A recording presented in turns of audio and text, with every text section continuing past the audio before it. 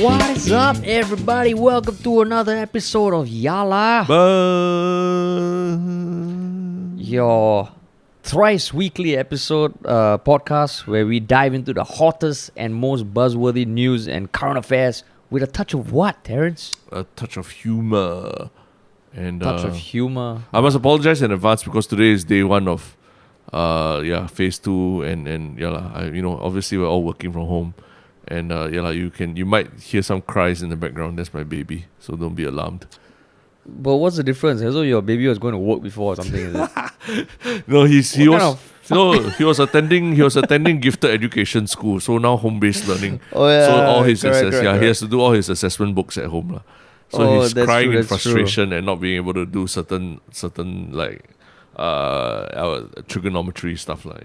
Oh man, I pity you as a parent, man. What a downer. Yeah. Can't go for the 7th month Jeep course, is it? The gifted course. Yeah, Adam Khoo. He didn't qualify. Yeah. Adam Khoo. Yeah. But it's we are living in unprecedented times one more time. I mean, every day we are but now again we are in those times, those dark ages. Yes, yeah. And we specifically held off from talking about the details that we wanted to talk about before the podcast because there's so much to talk about, man, with regards to this first topic. Yeah, but first, before all that, you want to do the plug? Yeah, sure, man. We live in I wouldn't say unprecedented times, but interesting times where people are still having to deal with a whole bunch of new stuff, and we hope that this podcast helps kind of lift the mood a little bit. And if you find your mood lifted or more informed about anything in particular, it would be great if you could share this podcast with at least one other person. Because we want to get you guys informed while being entertained. So that would be great. And in public interest, I think today we have a lot of informing to do. I actually feel like maybe today, for the first time, we might be slightly ahead of the news curve. Oh. Yeah. Actually, in our defense, I think there have been times in the past where we do a podcast, then immediately, the next day or something, an article talks about it. True. But I guess, true. Yeah. Yeah, but I guess this has never been this how you say, provocative. Yeah. And what is it we're talking about exactly? That is a hot topic. The buzz and talk about how the situation in Singapore with regards to COVID is more dire than what we are being fed through the mainstream media. I know that sounds conspiracy theorist. I know because that's what I felt when Terrence first told me about this. And I was like, dude, calm the fuck down. But then there's certain things that are enough to make me freak out a little bit. So yeah. I mean, maybe you can start. You can start what triggered it, right? What triggered it? I mean, okay, firstly, I think the last few days I've been seeing a lot of posts from friends on Facebook saying, hey, we're all doing our part already lah, you all close the door lah, in reference to closing the borders. Then on the flip side, I'm also seeing posts from friends saying, hey, Singaporeans, we need to stop being racist and xenophobes and things like that lah. India is suffering from the effects of COVID. A lot of people are dying, a lot of people are not doing well. And then on the official government side, literally MOH is releasing statements saying, this variant of the COVID-19 is a global issue. It's not just a Singapore issue. We can't close our borders forever. We're big city and all that lah. So that's why I think over the weekend or what, I really tried to sit down and think, are there really because surprisingly, a lot of these people on Facebook who are complaining about, hey, close the door and all that, they were, at least on my Facebook, they were from minority groups, as in they were Indian or Malay or whatever, So, is it, so to me it's like, okay, so is it really racist for me to be saying that, I want the border to a high-risk country to be shut, right? If there are also other Indians or Malays also calling for it it's not just a Chinese privilege thing so to speak. So I really start to examine what's the big issue. Then I think one video just suddenly triggered something in me. I think the video where the multi-ministerial task force was talking about the recent cluster in Changi, and then they examined how it happened. And then, and this is a Straits Times produced video, so it's not like some conspiracy theories video. This is official mainstream media, umbrage, SPH, Straits Times. They produced a video that talked about Ong Ye Kung's explanation of how the whole cluster might have happened. And they covered two things that I thought were pretty, and they mentioned this purely as facts. That now the airport is enforcing that the frontline workers who are exposed to higher risk people coming from higher risk countries like India have to wear PPE, and they will have to be segregated in terms of where they have their meals and where they have their toilets and stuff like that from the rest of the general population. Yeah, so when that was Ong Ye Kung, right? Ong Ye Kung said that. So when I heard that, I was like, wait, let's step back a second.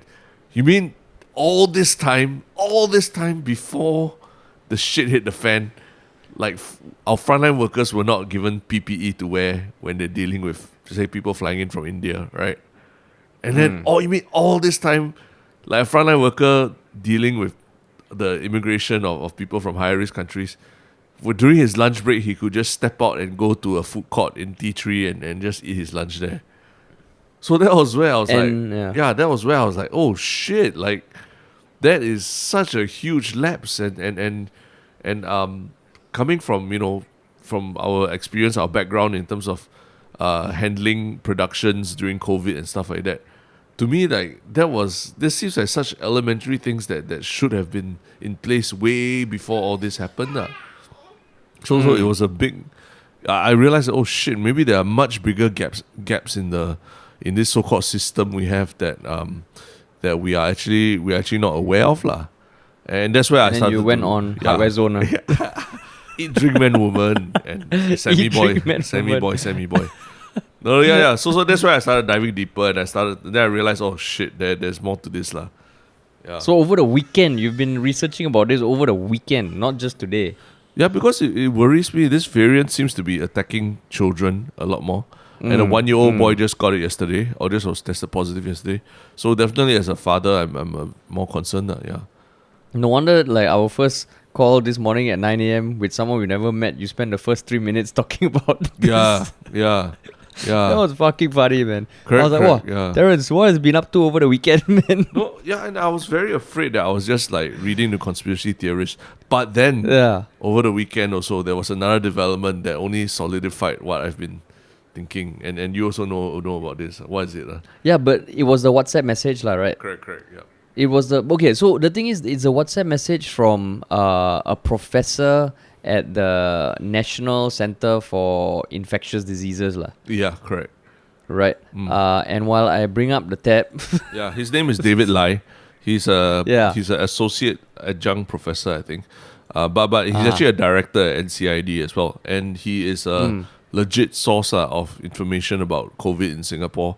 I mean, since you can look up his name, David Lai, Lye, and he has been speaking up, on various issues with over the past year, and whether he's interviewed by media or what. So he's a legit source, right? Yeah, and so he had a WhatsApp message that was going around. Like many WhatsApp messages that go around, which may be fake, which may be real. So it was a bit kind of like scary if you were to read it at face value. It basically says for many, this is, like talking about how this outbreak is we are at it's more dangerous now than it was just before circuit breaker last year, and that people must go above and beyond what is being asked to keep safe. And then he goes on kind of like a very like warning kind of message, ending off in a very somber tone, also saying that if things go badly, many people will die. There'll be no beds for the sick. And you read it, you're like, fuck, confirm fake news. Confirm this Professor Lai doesn't exist. Confirm this is just some sick fuck wanting to do something terrible. But then they verified it with NCID. Straits Times verified that it came direct from David Lai himself. Yeah. So can you imagine NCID? You're like, yep. Professor Lai, who works for us, just put this out, lah. Yeah. So I guess you can look at it like, okay, he's a concerned professor and he just wants to get the message out. But what was the other thing that people started talking about? And this credit to people on Reddit, it didn't come from me, but people were saying that the very fact that a director of the NCID is going to social media to plead with the public to go above and beyond what the government is asking you to do. That means he's not towing the government line exactly, right? The fact that he's doing that implies that there might be some kind of comms breakdown between the NCID and the government officials, in the sense that NCID feels that this is much more serious than the government is making it out to be, lah. And that's why he has to take to social media to inform the public, which is quite, I mean, it's not something you see often. It's reminiscent of like in the US when Fauci and was like Trump were loggerheads with the instructions, right? So Yeah. in Singapore, these things are more rare, where you see someone actually deviate from the official multi-ministry task force line and everything, and say that Singaporeans need to take more precaution than what the government is telling you to do. So that's where I started to send this message to like Harish and a couple other friends, in the sense that we need to look, take more concern and look into this a bit more, like what information is being shared, how it's being shared to everyone. Because the truth is also that a lot of these new phase 2 heightened measures have been coming in very in drips and drabs, right? Like very piecemeal. Yeah. So I also I'm starting to get very confused about why are we headed towards and why are we doing this and that, right? Yeah. But I mean, so to be clear, like we are basically kind of just trying to wrap our heads around the development, because if you rely solely on mainstream media, it paints one picture. But so I mean, whatever we are saying now, it is stuff that is publicly available. We're not saying that it's stuff that we have found under the on this word on the street or anything. But then going back to Professor Lai's message, ultimately he's not really saying anything that the government hasn't really said, lah. So could it not be something that he's a medical influencer, lah? The government has this campaign now, and it's just like, okay, all these professors, Prof Lai, you quite savvy, yeah? Just send a message out, Correct. Just it's a campaign. Because he didn't say, like, Dr. Fauci, he kind of disputed certain things that would say, wear mask, some wear mask, some wear. This one, it feels like he's just echoing and maybe emphasizing a bit more, lah. But that's where I would say let's look at human behavior for what it is, lah. I think there were videos of Paya Lebar MRT on Thursday, which was Hari Raya. Oh yes, yeah. It was Fucking packed. crazy. It was packed with people, like packed to the brim. You would not be able to tell that we're in the middle of COVID, lah. There was that, and then reports from friends and everything. I didn't go out, lah, but reports from friends that Saturday night every restaurant was packed. People were rushing out to make sure they could get one last dinner outside before the new restrictions kicked in. So again, that's going against the spirit of all this, of the point of all this, announcing all these restrictions early, right? It's not that we're not asking you to go out for one last hurrah. I think what is happening is we're being told in advance that shit is about to hit the fan, so everyone please stay home more. Not go out and pia one last time and have a party, And I mean, and then anecdotally, I heard, even in my estate, everything, I was hearing a lot of people having gatherings on Saturday and Saturday night and stuff like that, lah. I understand the need for social gathering and all, but what I'm saying is that I think that fact is being lost on people, lah, because they're not being told that, hey, all kind of social activities, maybe you should check that aside, leave that aside. Don't go out if you don't have to. You don't absolutely need to, lah.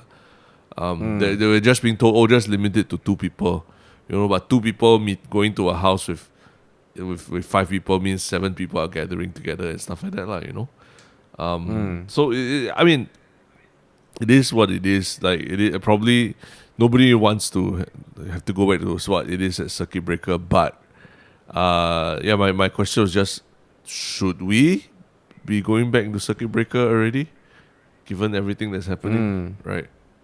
So I mean, I don't know, like I'm sure there's been a topic of conversation with friends when you all meet, right? I know that sometimes can be a downer to the conversation, and I think I've like when it comes up, people immediately go from like joking to like, hey, what do you think about circuit breaker? Yeah. I don't know, like I think right now it feels like we are almost circuit breaker, but not really. Yeah. So that's where it's a little confusing. And I can imagine like the government can't even say circuit breaker because the moment it's circuit breaker, it's not like Malaysia like, MCO like fucking every 6 weeks. Every there's continue. MCO.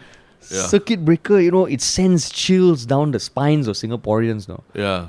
And it just freak people the fuck out, lah. So I think, but if the result or consequence of that is kind of downplaying the facts, right? Then that's also not good, lah. Correct. Yeah. Because I guess the thing about the video, and I mean we'll put the link in the description, because what I found scary is that they broke it down how that the Changi Airport is already the biggest cluster in Singapore, right? The 38 cases yesterday is the highest daily cases we've had in a year, if it's community cases. Yeah. Right now we are recording this at 5:42 p.m. and there hasn't been the government WhatsApp message today about the number of cases. Oh, actually, it just came in. It just came in about like half an hour ago. Yeah. Oh, it did? Yeah, it's 21 new community cases. Oh, And 11 lucky. 11 unlinked. Yeah. Okay. Lucky. Because actually I haven't gotten it yet. It's the gov.sg WhatsApp lah. Is it? I don't know. I'm just seeing it on Straits Times. Yeah. Oh, Yeah, okay. yeah. Because I haven't got that yet. So I was just saying. So- I saw it on Straits Times. That's Okay. yeah. That's good. But I guess but going back to what you said about how people need to almost be more responsible. But that happened like quite a few times last year, and this whole people reacting like, oh my god, why are people doing this? Like it feels like it's the norm. Like whenever there's a warning when things are getting bad, this is how people behave. And I think there was one article that I saw on Facebook about Australia's former deputy chief medical officer. He is kind of advocating that the goal shouldn't be to eradicate the virus, because that is not fucking possible. It should be about how to deal with the virus. Yeah. And I think there's been a lot of talk about how like countries like Singapore and Taiwan who've resumed having the gold standard of COVID containment are almost trapped by the low success. case number. Yeah. Right? Yeah. So I think in some way that is also the case where like to be trapped, kind of like people are getting used to, COVID's not in Singapore anymore, when the reality maybe should be like, okay, COVID's going to be here for a fucking while. Yeah. And you cannot take your foot off the pedal. Because honestly, I also feel myself getting complacent. I try and check myself. But over the past few weeks till now, I have been getting complacent. And I think that's a common thing amongst most people, if I'm not wrong. Yeah.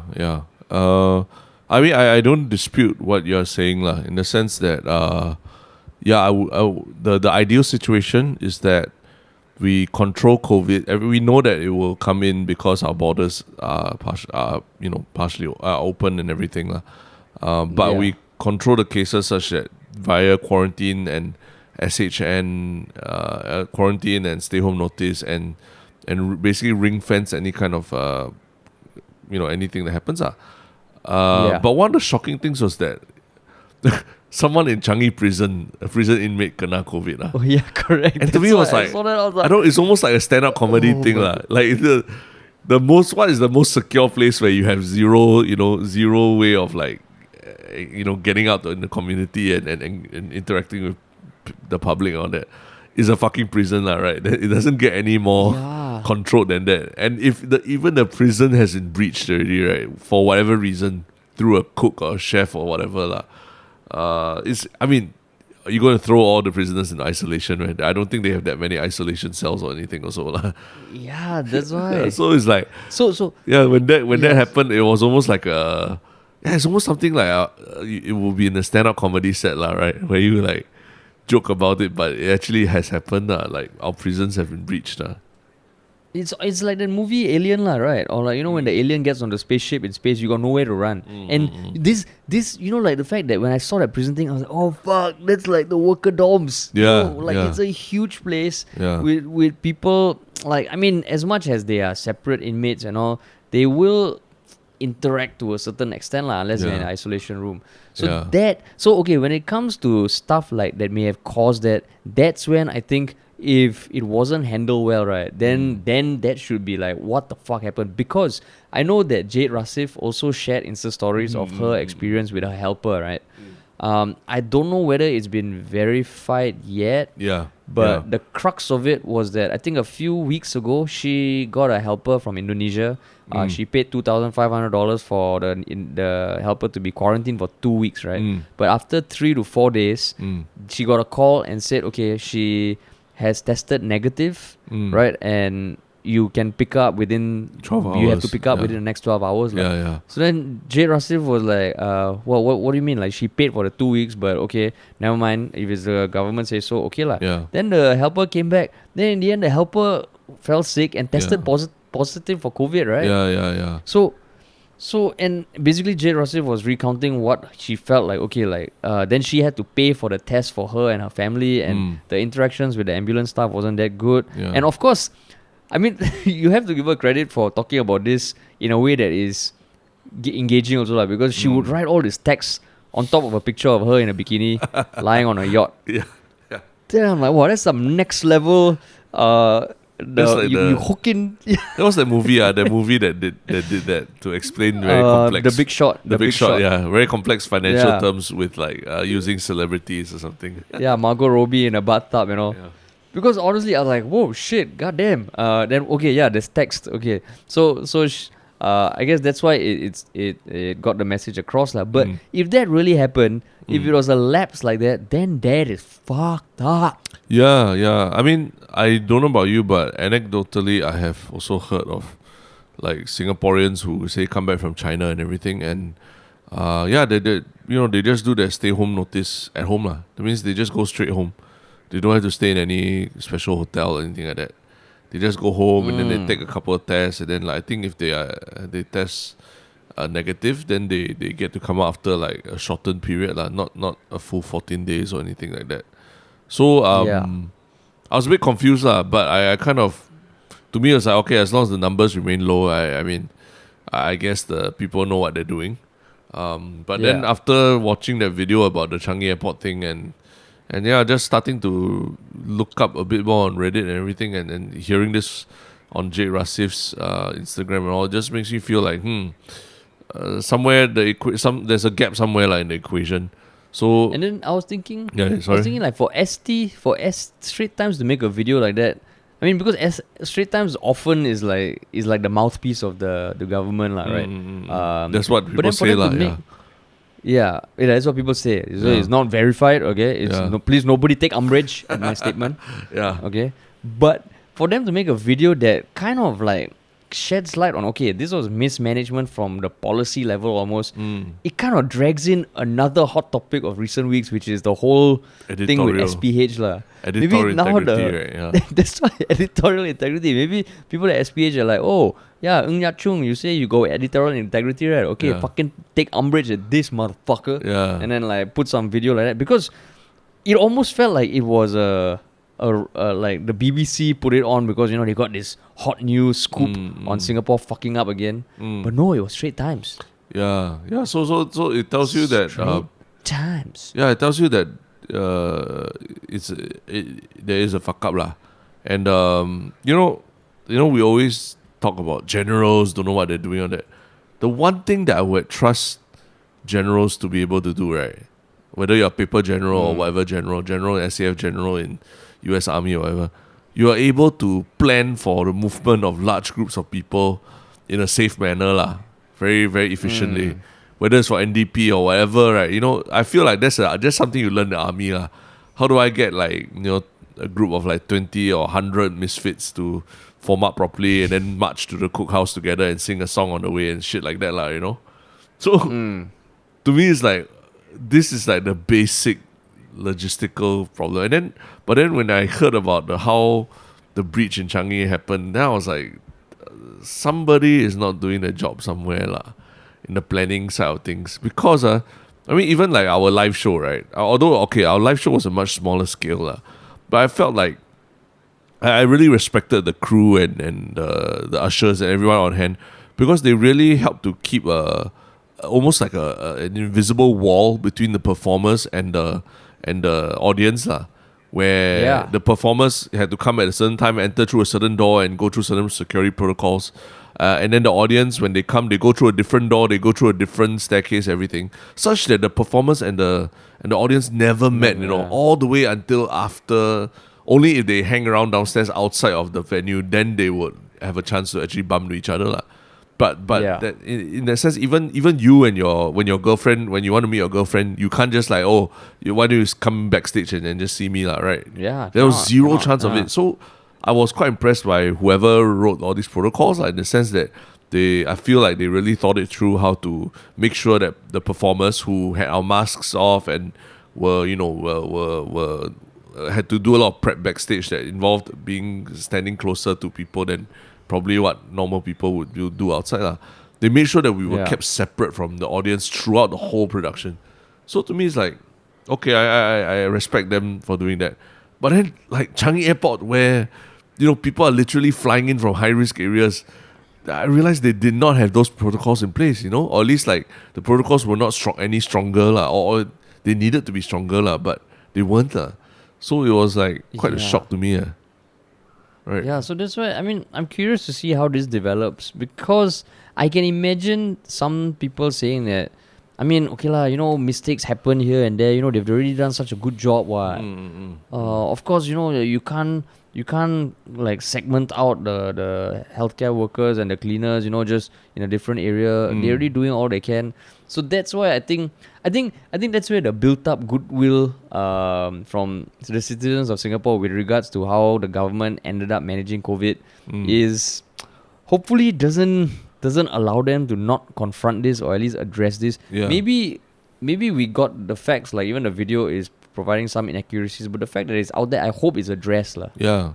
But no, but something you said, I want to address that, because I feel it is a bit of an unfair characterization of what people are saying, in the sense that we're not saying that we are angry with the immigration officers who went to go and eat lunch at the Changi Airport T3 terminal and all that lah. I'm just saying that we need to protect them better by giving them proper PPE to wear. Even though it might be uncomfortable, all that, but that's protecting them and their families also, you see. Also segregating their, where they have lunch and everything, to protect the rest of the airport staff, because like, you think about it, the first case from there, the 88-year-old cleaner, she was not wearing the full PPE. And she's 88 years old. She's 88 years old, yeah. It's that's a whole other discussion. It's a whole other discussion about why the 88-year-old cleaner is cleaning a high-risk area lah. But maybe she got vaccinated. Maybe she's still really healthy and everything. But you can't deny that she's in a vulnerable group lah. And the minimum, the least you could do is to have her wear PPE such that she is at least on the surface protected lah. So to me, that I'm not saying that we should shun our healthcare workers or our frontline workers, because I see two things going on. People saying all Singaporeans are racist and xenophobic for suggesting that we should cut out flights from India.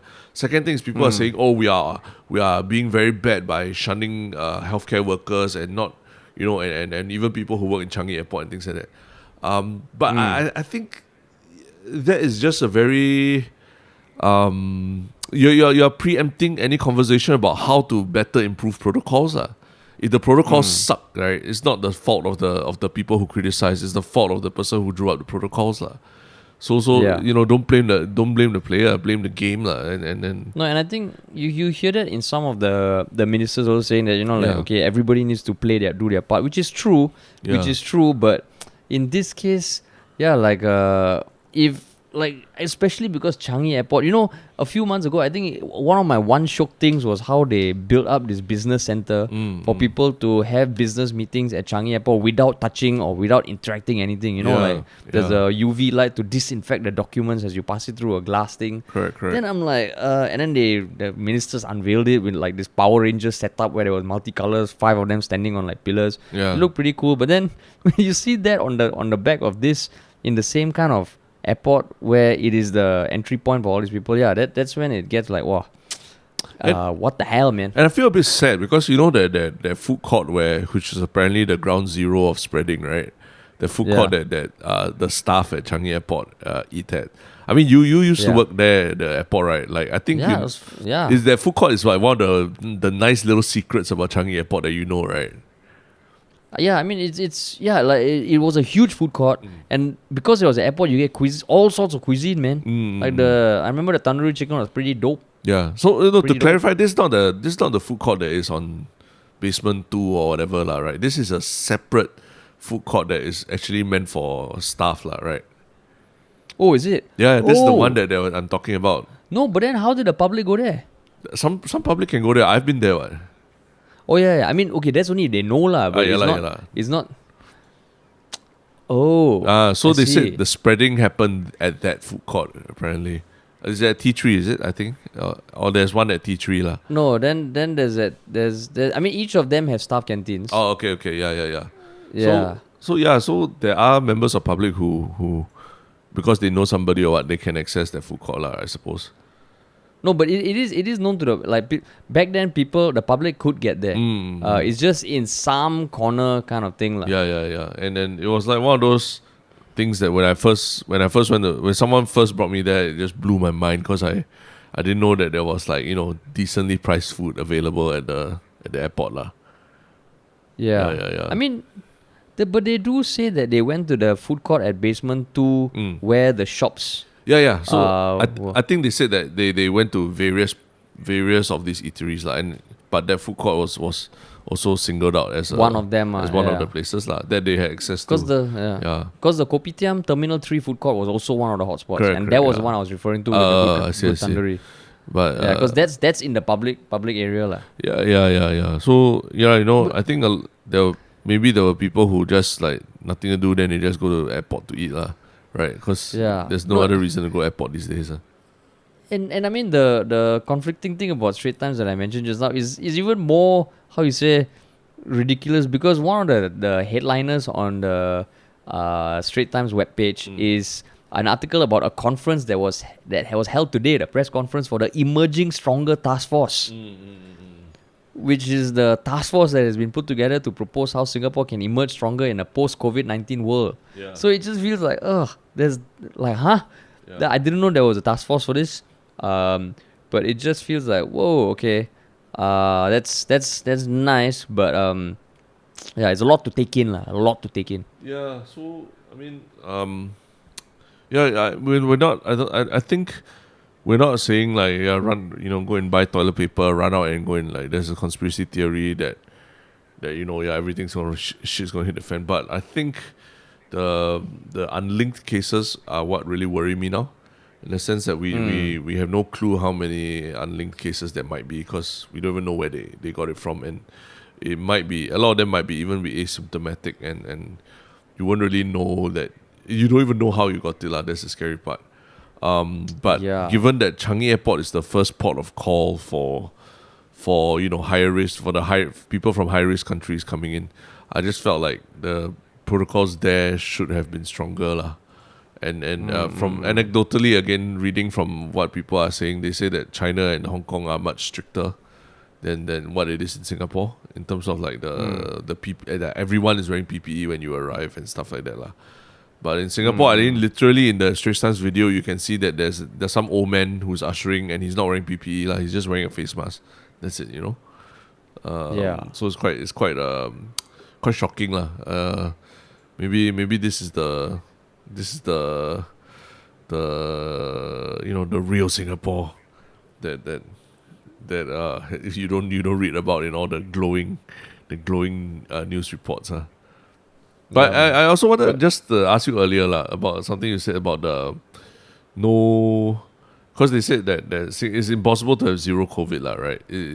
I mean, you see in countries like we mentioned right now in the US, like the NBA is allowing people to come and watch games, and the UFC is having big events with like thousands of people, no masks on at all. And those people, I mean, those countries seem to be moving on with like life post COVID already lah. So in what way can Singapore get there as well lah? Do we need to, when you say live with COVID, do you mean go back to what life was before COVID, or do you mean like everyone get vaccinated, or what lah? I mean, I have no idea what can be done, but I think right now the sentiment is basically okay. We have coped with COVID, and we are close to having 0 cases of COVID as the long term thing lah. But I think maybe it's something that maybe we should not be hoping for, because that goal might be unattainable. And it's like the same thing. We have to bring up like Scott Adams again. In Scott Adams, the creator of Dilbert, he kind of talked about this one mind shift that he had that we talk about a lot also, like is going from goals to systems, and he said if you if you have a goal, every day that you don't reach that goal, you are failing, so if you want to lose 10 kg, every day that you haven't lost 10 kg, you haven't met your goal yet. Whereas as opposed to just going for a run, as opposed to going for a run, so I feel right now maybe we as a nation have a goal. Like even if you look at the Emerging Stronger Task Force, they say post-COVID world. Maybe it should be a COVID world. Emerging stronger in a COVID world. Because if we are setting up the expectations, post-COVID, maybe that's the mindset that all of us need to accept and embrace and understand, because I think it's so easy to get complacent in a place like Singapore. Yeah. Especially when you look at other countries that are fucking going insane. You look at Singapore, you're like, oh shit, we got this, man. Yeah. But maybe that's not a sustainable way of thinking. Yeah. And I think I have often asked myself, how come I see my friends on Facebook who are living in the US and all, they seem to be able to, they're young people, but they're getting their vaccinations and all. Then I realized, the US probably has much more stronger bargaining power because they funded a lot more of the vaccination research, and I think also that my friends are probably paying for the vaccine themselves. Whereas in Singapore, we are waiting to receive the free dose of the vaccine. So it's I guess right now it's prioritized towards the more vulnerable older people and all. But it's never a real apples to apples comparison that you can make with any other country, because everyone's also dealing with very different kind of situations in each country, right? Yeah, exactly. It's just that, this one, the Changi Airport one, I was like, I think because I think airports in general, whether you go to like airport in France or airport in US or airport in Singapore, generally you're all there for the same reason, and you can sort of compare the experience a bit more objectively, right? So that's where I'm like, the safety precautions taken in Changi Airport, I feel should be stronger, we should take pride if they are stronger and tighter than other countries, rather than the other way around, as in like be proud that we are much more open or anything like that, and then are more lax and all. We shouldn't be and basically kind of not take it for granted that we have, like, Changi Airport has to have this shit under control. If it's not, then people should question and people should demand for answers. Yeah. So are you team close the door or team keep it open? I think that's a very simplistic way of looking at it. No, I believe that it is I think, I don't even know how to answer that, man. Because then it goes back to the thing, keeping it open was what Singapore was doing, and in some way there is some benefit, but if as part of the process they didn't do at the airport what they needed to do, then it kind of is one step forward, 2 steps back with regards to this whole keep open thing, because now it's going to be harder to justify why we need to keep the doors open. Like you,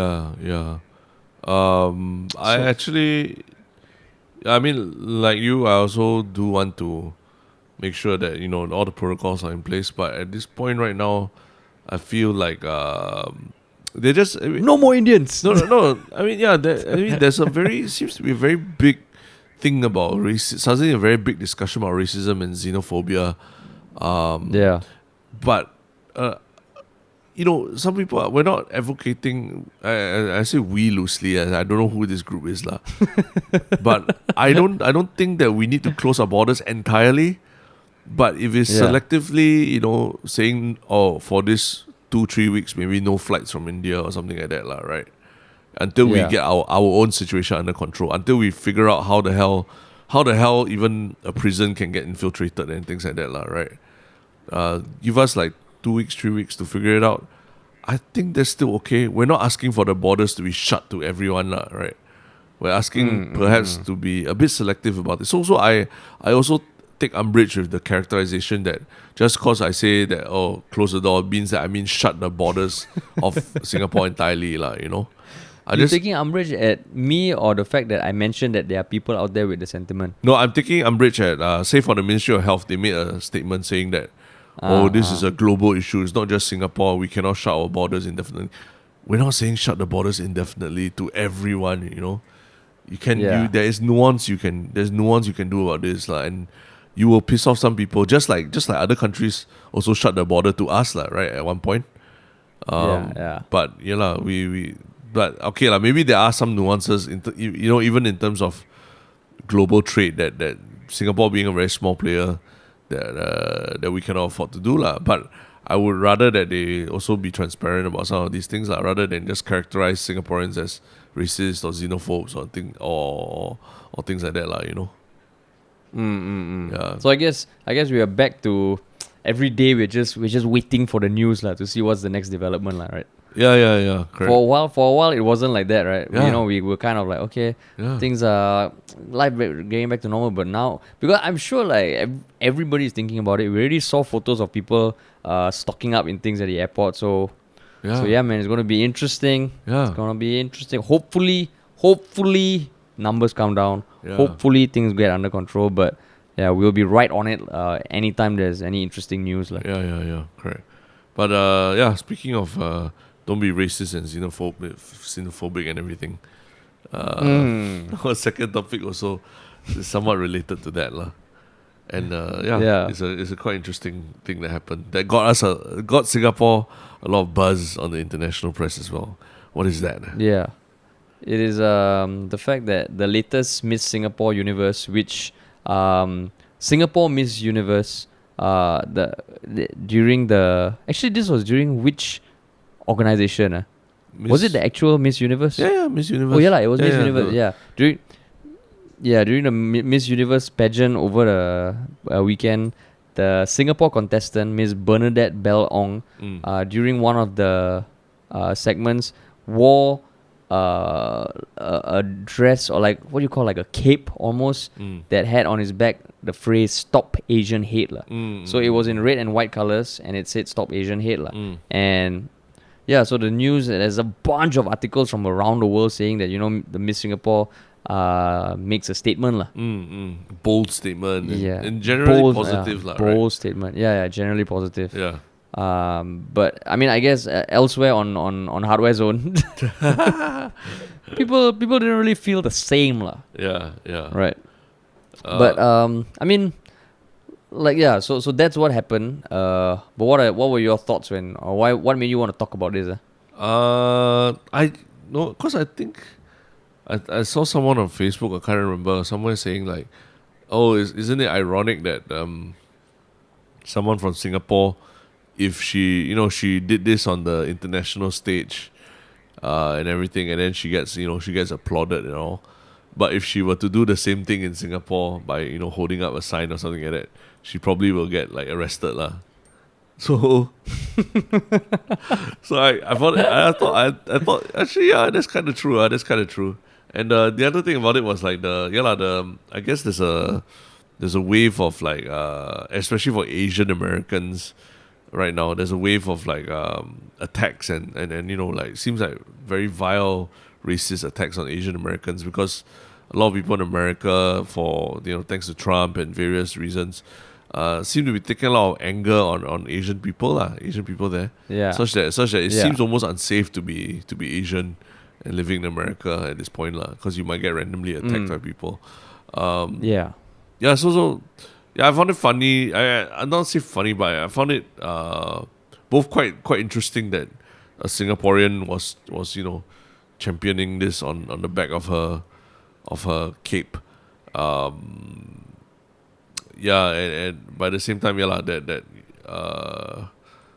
it's not. I wouldn't say that Stop Asian Hate thing is at the forefront of everyone's minds in Singapore, especially the Chinese people in Singapore, even though we're a majority and everything, like, right? So it was quite interesting that she chose this as her, this hill that she will die on, right? Yeah, but what do you think of her choosing that, lah? What do you think of her choosing that? Smart. I would say it's very smart. Smart, Smart, not like compassionate, noble. Smart. Smart. I mean, Smart. it's going to get you a lot of attention. It's not a very polarizing kind of slogan like Black Lives Matter, for example, right? Versus All Lives Matter, all that nonsense. I mean, it's literally just stop beating up random Asian people that you meet around, right?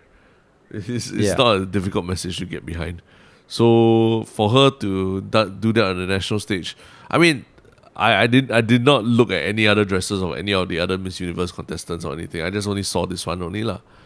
And last time Miss Singapore Universe contestants, I remember there was one where they did a dress of like Trump and Kim Jong-un on the dress or something like that, shaking hands or some shit, right?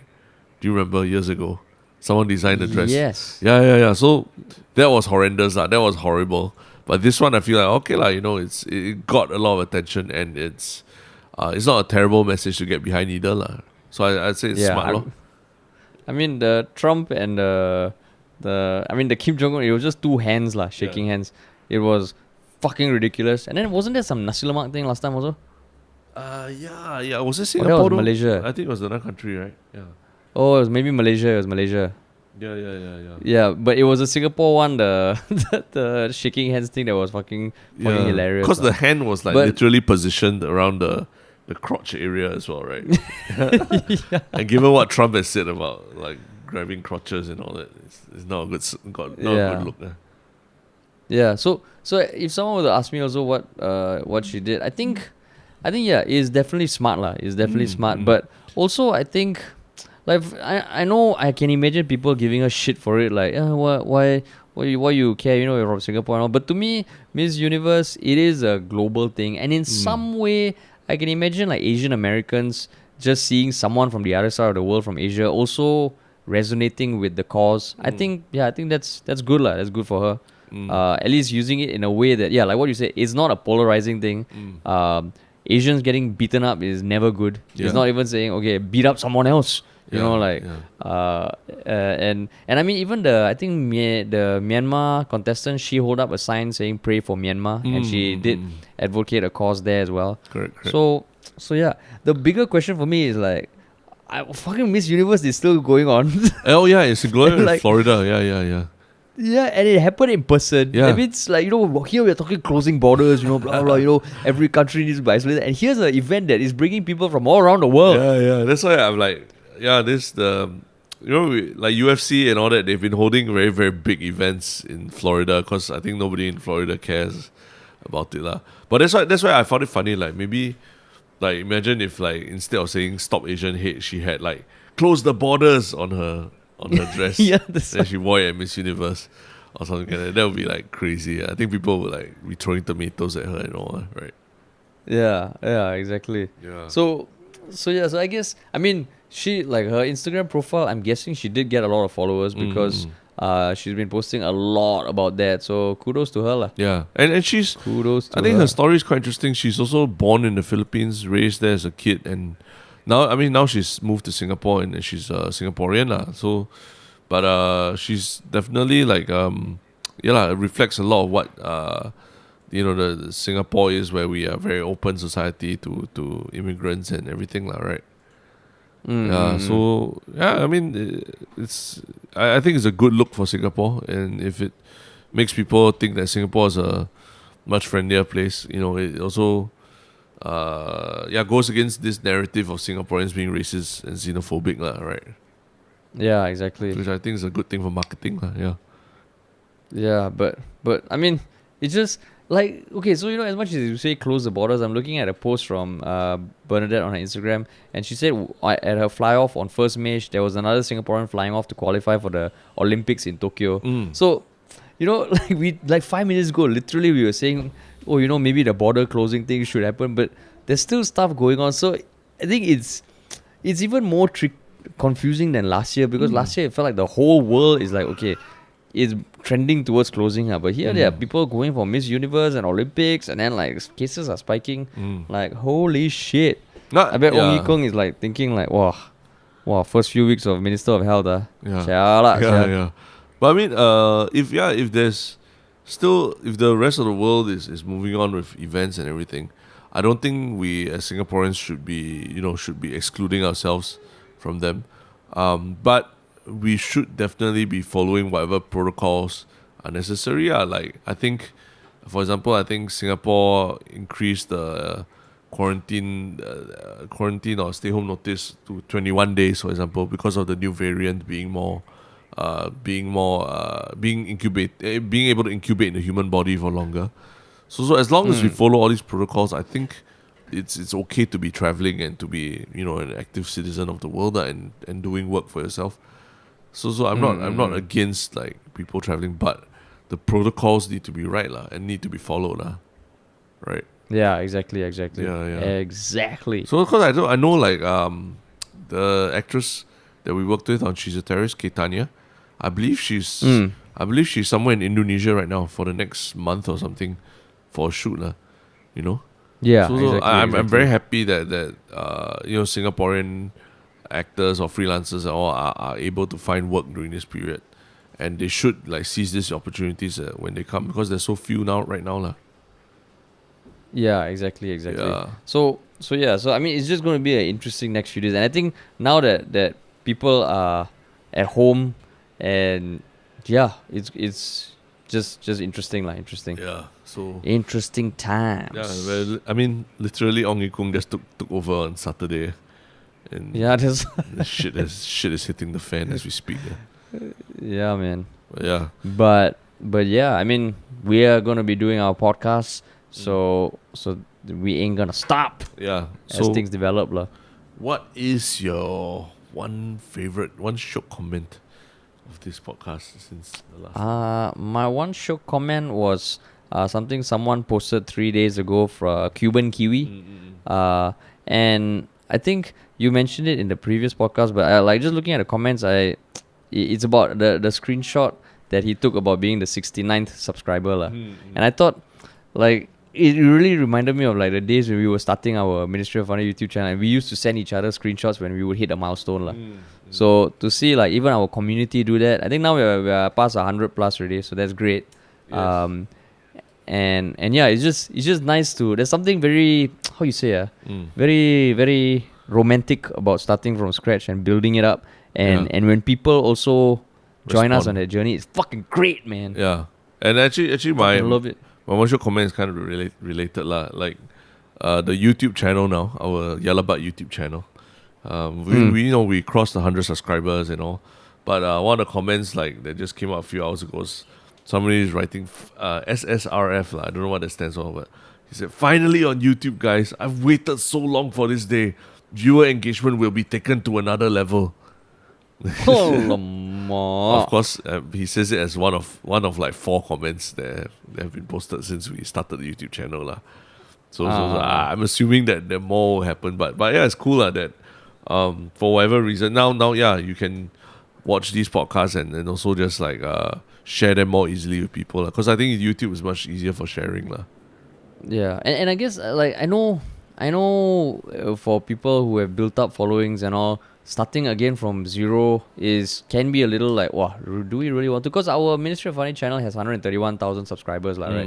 We haven't uploaded that for a while, but there's something interesting about starting from scratch. And now that we are going to have a constant stream of YouTube content, hopefully it just continues to grow. Yeah, but I would love to see people like a bit like on our Reddit, dissecting moments in our podcast a bit more. Especially because YouTube, like let's say YouTube, if you just put in the time code like 0:21, you can then it becomes actually a clickable link for someone else to actually click on that moment and just listen to or watch whatever was being said lah. So it's a much easier way to like say, hey, let's check out this moment. It's damn funny or damn interesting. And then now, like, if you hear me say omelette, you can literally see my face as I say omelette. Like, how happy I am when I say omelette. Yeah. Or like when Terrence says broadly speaking, you can see his broadly speaking face also. Exactly, Things that were never visible to the public ever before. Yeah, correct. Maybe you put the omelette man. through the Google AI, see whether the captions will come out as omelette. Yeah, that's or it will come out as armlet. ARM. the auto text. Correct. Yeah. The Very omelette. interesting The experiment. omelette.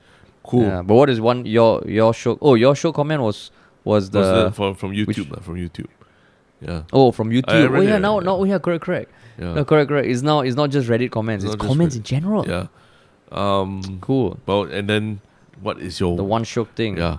Why don't you go first? I'm excited, man. This one is it just dropped like not too long ago.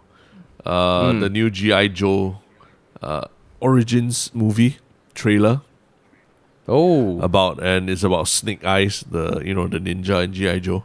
About the origins of Snake Eyes as the in G.I. Joe. And guess who is Snake Eyes? Oh, I have no idea. Mr. Henry Golding himself, man. Like, so yeah. Oh yeah. It's fucking badass to see like Henry Golding in like this in like these Hollywood action sequences. What the fuck? Yeah, Henry yeah. Golding. So your my favorite God. movie star lah, Crazy Rich Asians, is now Walao, that guy. G.I. Joe. That guy is really like the definition of like going from he was doing travel logs. He was doing travel logs. Yeah, travel Logs for Heineken, the kind that like the kind that Ministry of Funny also would pitch for. He was doing that 2-3 years ago. Wow. Yeah. Wow. And now he's like fucking G.I. Joe Snake Eyes dude.